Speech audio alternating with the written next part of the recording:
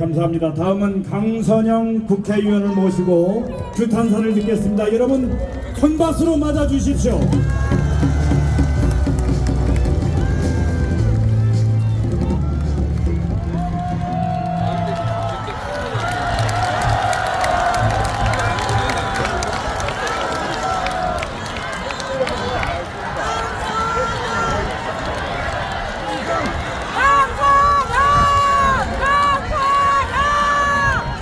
존경하고 사랑하는 국민 여러분, 그리고 자유 대한민국을 사랑하는 당원 동지 여러분, 국민의힘 강선영 인사드리겠습니다.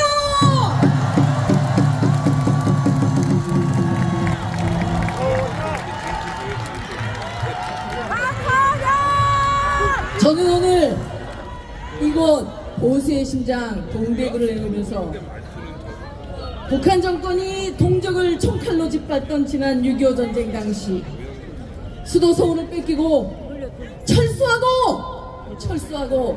철수했던 그 처절한 심정을 안고 이 자리에 섰습니다. 여러분, 전쟁의 폐허 속에서 허리띠 졸라매고 고속도로 만들고 포항제철 만들고 굶주려가며 땀을 흘리는 나라가 대한민국 아닙니까 여러분? 그 대한민국, 모범적인 자유민주주의 국가 대한민국, 번영하던 대한민국이 이재명 정부 110일 만에 안보는 위태, 경제는 폭망, 교육은 후퇴하는 암울한 국가로 전락하고 있습니다 여러분. 북한이 핵을 개발해도 대북 방송은 알아서 중단하고 교육 훈련은 알아서 축소하고 북한은 감시도 못하게 하는 문재인 정부의 9.19 합의, 한마디로 우리 군의 손발을 묶고 눈을 가리는 9.19 합의를 이재명 정권이 다시 복원한다고 합니다. 통일부 장관은 북한의 위협이 남한이라고 하고 김정은의 적대적 이 국가론을 앵무새처럼 따라가며 70년 통일의 염원을 짓밟고 있습니다 여러분. 이래가지고 국가안보가 지켜지겠습니까? 빚내서 돈 뿌리고 국민들은 나중에 빚만 갚다가 저 베네수엘라처럼 폭망해서야 되겠습니까 여러분? 소위 노란봉투법, 기업폭망법이 기업을 옥죄서 국내 기업, 외국 기업 할 것 없이 모두 한국을 떠나고 일자리가 없이 더욱 가난해질 대한민국을 우리 후손에게 그대로 물려줄 생각이십니까 여러분? 그냥 지켜봐서 되겠습니까 여러분? 어떻게 해야 됩니까 여러분? 싸워야 되지 않겠습니까 여러분? 싸우자!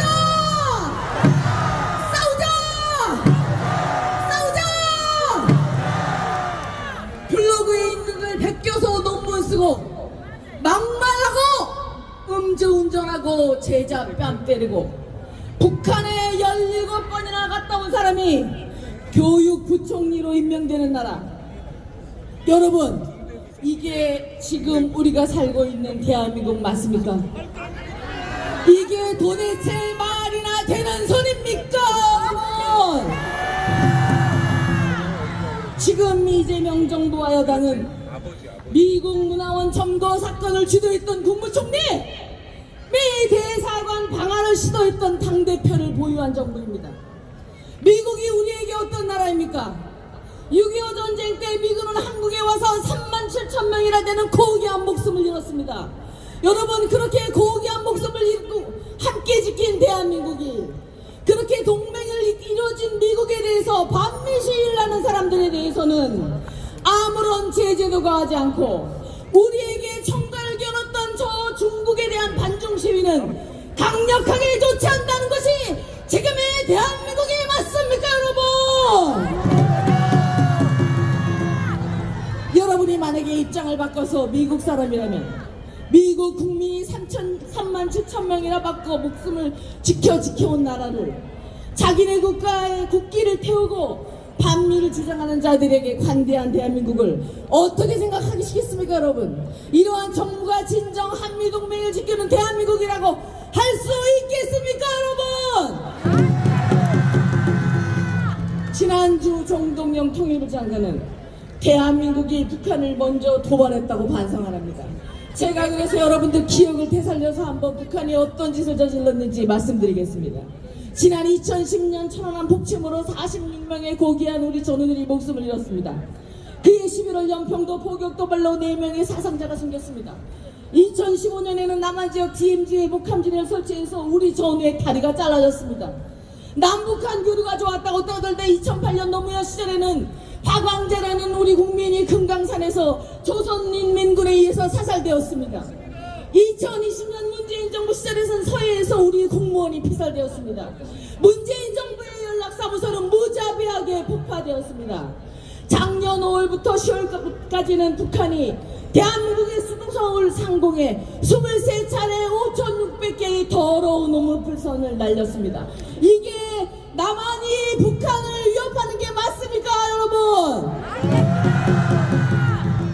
김대중 정부의 대북지원금은 지금도 핵무기로 개발되어 있고, 노무현 정부 때 시작된 핵실험은 최근까지 6차례나 실시되었습니다. 이외에도 다양한 사이버 공격으로 은행, 법원, 암호화폐 등 이러한 거래소 등은 수시로 우리 국민들의 생명에 위협이 되는 자본시장의 교란을 일으키려고 시도하고 있습니다. 이렇게 온갖 만행을 저지른 주적에게 이재명 정부는 평화를 구걸하고 있습니다. 평화가 구걸로 지켜지는 것입니까, 여러분? 평화는 오로지 강력한 강한 의지로 지켜지는 것입니다, 여러분. 그렇지 않습니까? 서울 하늘에 오물풍선이 날아다니고 적에게 가장 위협적인 대북 확성기를 스스로 철거하는 것이 적을 이롭게 하는 이적행위가 아니면 무엇이 이적행위라고 할 수 있습니까, 여러분? 정동영 통일부 장관에게 묻겠습니다. 남한이 북한의 위협입니까? 북한이 남한의 위협입니까? 정동영 통일부 장관은 대한민국의 장관입니까? 북한인민민주주의공화국의 장관입니까, 여러분? 이러니 미국과 관계가 좋아질 리가 있겠습니까? 우리 국민들이 동맹국 미국에서 쇠사슬에 발이 묶이고 두 손이 묶인 채 수용소에 가둬지고 추방되는 일이 지금 대한민국의 현주사입니다. 이게 대한민국의 국격에 맞는 일이라고 생각하십니까, 여러분? 대통령 대변인은 한미 정상회담이 성공적이어서 문서조차 만들 필요가 없다고 자화자찬하고 정상회담 중 트럼프 대통령 앞에서 비굴한 태도와 그 표정으로 노력하던 그 대통령은 처연하기까지 했던 그 대통령은 이제 와서 문서에 서명을 따면 탄핵당했을 것이라고 말합니다. 도대체 이 정부는 어디까지 진실이고 어디까지가 거짓입니까? 회담이 성공적이었다고 말하는 대변인이 거짓입니까? 대통령이 탄핵당할 뻔했다고 말하는 것이 거짓입니까? 우리 국민에게 정확히 알리고 자신들의 잘못을 인정해야 되지 않겠습니까, 여러분? 지금이라도 한미 정상의 결과를 밝히고 빈손 관세 협상을 국민 앞에 사과하십시오.